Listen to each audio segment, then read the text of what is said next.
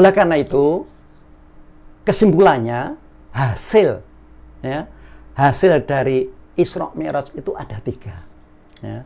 Yang pertama adalah diterimanya perintah sholat. Ya. Sebagaimana nanti dalam Al-Quran disebutkan dalam Al-Quran surat Al-Isra.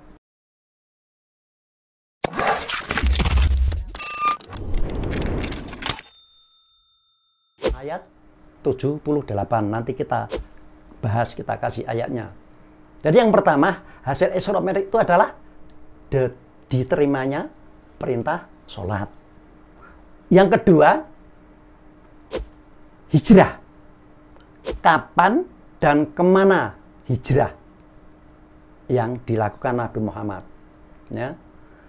Yang ketiga adalah kapan datangnya hari kiamat. Ini hasil Isra Mi'raj. Dan pada waktu itu yang diberitahukan dan diwahyukan langsung kepada Nabi Muhammad adalah tentang sholat. Masalah kapan hijrah dan kemana hijrah, waktu itu masih dirahasiakan. Termasuk kapan datangnya hari kiamat juga dirahasiakan. Oleh karena itu, akan kita bahas hasil Isra Mi'raj yang pertama, yaitu apa? Sholat. Ya. Sehingga ini kaitannya erat sekali antara sholat dengan Isra Mi'raj ini, karena itu hasil dari Isra Mi'raj. Atau katakanlah inti daripada Isra Mi'raj itu adalah perintah sholat. Nah, cuma sayangnya tidak sedikit kaum muslimin yang beranggapan bahwa sholat itu sama dengan sembahyang. Jadi sholat itu dimaknai, difahami sebagaimana sembahyang. Padahal lain, sholat itu bukan sembahyang. Apa sembahyang itu? Kan itu dari kata sembah, ya, artinya memberikan satu persembahan, zang kepada Sang Hyang. Itu jelas, itu kan bahasa apa itu? Sangsekerta ya. Atau itu istilah agama Hindu, sembahyang. Jadi melakukan persembahan terhadap Sang Hyang. Ya? Itu menyembah. Jadi ingat, sholat itu bukan menyembah. Ya. Contoh menyembah begini. Ini contoh aja untuk ilustrasi ya. Yang namanya menyembah itu kalau kita misalnya menghadap seorang raja di sebuah kerajaan, maka siapapun yang ingin bertemu menghadap raja maka harus menyembah, ya, dengan tangan misalnya apa istilahnya ini ngapurancang, dengan jalan merunduk, ya, kemudian dengan khusyuk, kepala menunduk, kalau perlu dengan jalan jongkok, ya. Itu menyembah pada raja. Tetapi nanti setelah itu, kalau kita itu sebagai tamu di kerajaan itu, sepulang dari kerajaan, maka kita sudah bebas, nggak usah menyembah, berbuat apapun, nggak ada masalah. Itu menyembah bagi seorang tamu di sebuah kerajaan. Atau kalau dia seorang pekerja, seorang hamba di kerajaan tersebut, maka menyembah itu adalah terus dilakukan. Ya. Walaupun dia itu tidak menghadap raja, misalnya seorang tukang kayu, tukang masak di kerajaan tersebut, tapi dia terus bekerja ini adalah untuk sang raja. Ya. Jadi menyembah di sini adalah salah satu syaratnya adalah yang disembah itu ada di hadapan kita. Itu menyembah. Ya. Tapi nggak ada hadis maupun ayat yang mengatakan bahwa sholat itu menyembah, bukan. Lalu apa sholat itu? Nah, mari kita bahas. Ya. Nanti di sebuah hadis ya, dikatakan yang namanya sholat itu, ya, kata Nabi, as-sholatu, ya, as-sholatu hiya doa, ya, as-sholatu hiya doa, doaan. Sholat itu adalah doa, ya. Apa doa? Ya. Ingat, doa ini dari da'a, ya. Da'a, yad'u, ya. Doa yad'u, doaan. Nah, doaan, ya. Doaan sama dengan dakwatan. Jadi doa ini nanti sama dengan dakwah, ya. Dakwah, ya. Atau dakwatan, nah, ya. Sehingga kata kuncinya da'a. Apa da'a itu? Da'a itu bisa artinya meminta. Kalau da'a diartikan meminta, maka doa adalah permintaan atau permohonan. Tapi da'a bisa juga berarti apa? Mengajak. Dia telah mengajak. Berarti doa ajaan. Doa bisa juga berarti mengundang, ya. Berarti doa undangan. Doa bisa berarti mengharap. Sehingga doa artinya apa? Harapan.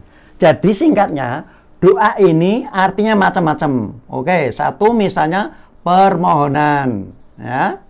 Permohonan. Yang kedua, harapan, ya. Harapan. Yang ketiga, bisa artinya ajaan. Dakwah artinya ajaan, ya, atau seruan, boleh, ya. Ya. Kemudian yang keempat, doa ini bisa juga berarti pernyataan keinginan, kan? Harapan, pernyataan keinginan, atau bisa cita-cita, ya. Cita-cita. Sehingga doa itu cita-cita. Nah. Atau apa lagi? Coba yang bisa juga obsesi, ya. Keinginan yang mengganggu pikiran. Keinginan yang sulit dihilangkan dari pikiran kita.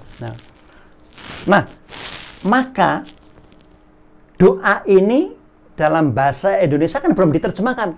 As-sholatu hiya doa. Sholat itu adalah doa. Apa doa? Ya. Ingat bahwa sholatun, ya, itu adalah bentuk kata benda. As-sholatu, ya, atau sholatun. Itu dari shola, ya. Shola kemudian menjadi yusoluna, jamaknya. Yusoli, yusoluna, ya. Maka doa, dakwah itu sama-sama menduduki posisi sebagai kata benda, jadian atau masdar dari da'a. Tapi selama ini yang kita fahami, doa kan hanya permohonan, ya. Jadi doa itu permohonan, salah satunya itu, ya. Kita ambil yang tengah-tengah. Doa itu adalah harapan. Ingat, doa berarti mengharap. Doa, harapan, ya. Nah, coba sekarang kita lihat salah satu ayat yang di sana mengandung istilah shola atau yusoluna, yaitu dalam surat Al-Ahzab, ya. Coba dalam surat Al-Ahzab, di sana ada kata-kata yusoluna. Nah, apa itu? Kalian mungkin sudah hafal, biasa dibaca, ya. Innallaha, sungguh Allah. Ingat kemarin, begitu kita membicarakan masa Allah, tidak bisa lepas dari ajarannya, yaitu Al-Quran. Innallaha, sesungguhnya Allah, dengan ajarannya, dengan penurunan Al-Quran Innallaha wa malaikatahu, ya. Begitu pula malaikatnya, ya. Innallah, sungguh Allah dengan penurunan Al-Qur'an atau dengan ajarannya itu wa malaikatahu, ya. Wa malaikatahu. Ya. Wa malaikatahu. Demikian pula para malaikat. Yusoluna. Nah, ini yang di garis bawah, yusoluna, ya. Yusoluna. Ya, yusoluna apa? Ini dari shola, ya. Shola, yusoli, ini yusoluna, ini jamak berarti. Nah, shola berarti mengharap, ya. Dari sholatun tadi harapan.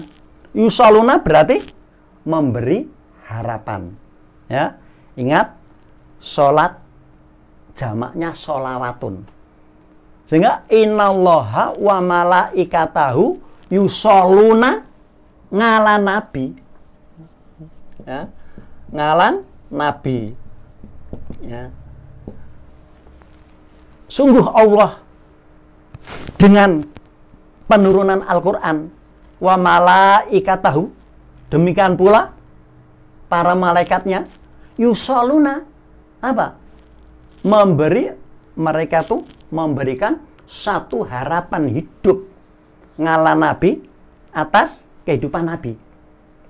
Coba sekarang diartikan apa? Innallaha wa malaikatahu yusoluna. Sekarang diartikan sungguh Allah dan malaikatnya mendoakan.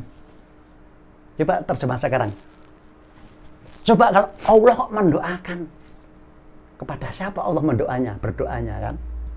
Kalau malaikat mungkin bisa ya berdoanya pada Allah, mendoakan pada Nabi.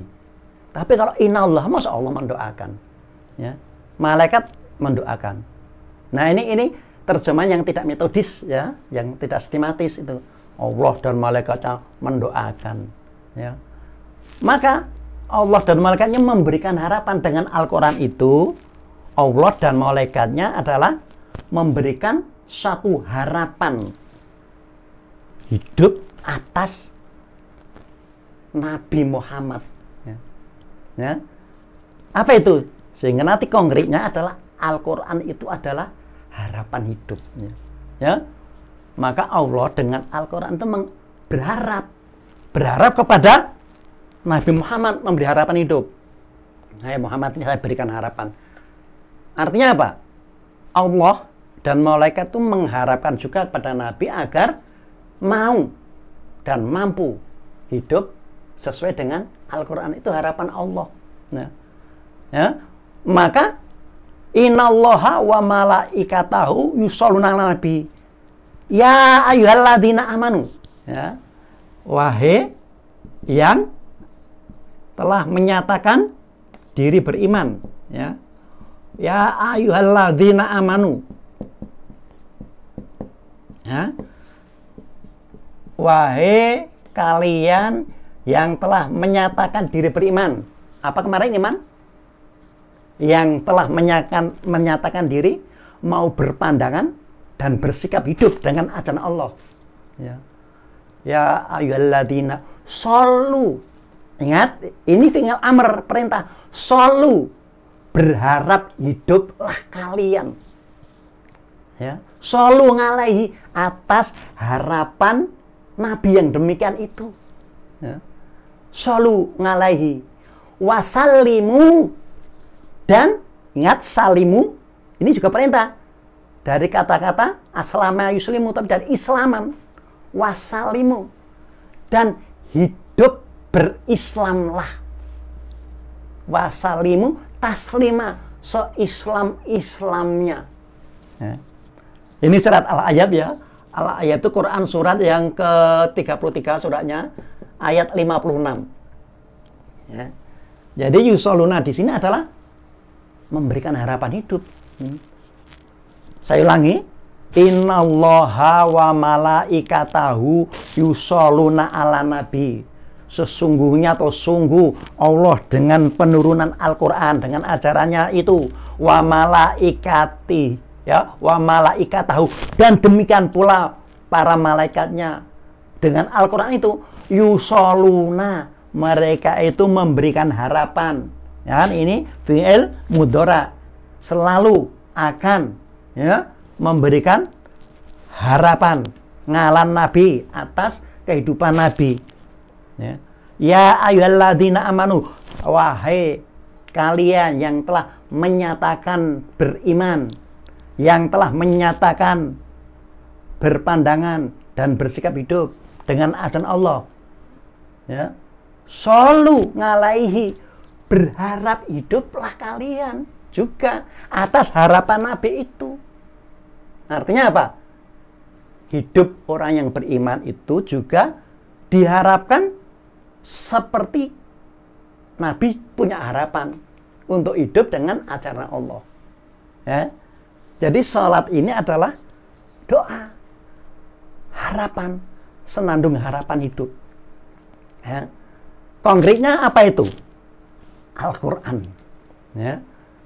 Maka Allah dan malaikatnya itu berharap kepada Nabi agar Nabi Muhammad dan para pendukungnya, orang yang beriman itu mau dan mampu hidup menurut Al-Quran, yang nanti konkretnya adalah wasallimu taslima, dan Islamlah kalian, hidup dengan Islam se-Islam-Islamnya. Artinya sungguh-sungguh Islamnya, tidak hanya Islam-Islaman. Nah, ini dari Al-Quran surat Al-Ayyab ini kita dapat mengambil pengertian bahwa sholat itu adalah bukan sembahyang, bukan menyembah, ya, tapi sholat itu adalah menyandangkan harapan. Orang yang meninggalkan sholat berarti orang sudah nggak punya harapan hidup. Maka bagi mukmin adalah sholat, ya. Kalau kita memang mau berharap hidup sebagaimana harapan Nabi Muhammad dan sebagaimana yang diharapkan oleh Allah dan para malaikatnya, maka konkretnya adalah bahwa orang yang beriman itu adalah harus berharap hidup dengan Al-Quran. Maka Al-Quran itu nanti disebut sholatullah wa sholatu rasul. Al-Quran itu adalah harapan hidup dari Allah sekaligus menjadi harapan hidup bagi Rasul. Dan orang yang beriman diharapkan juga bisa hidup menurut Al-Quran.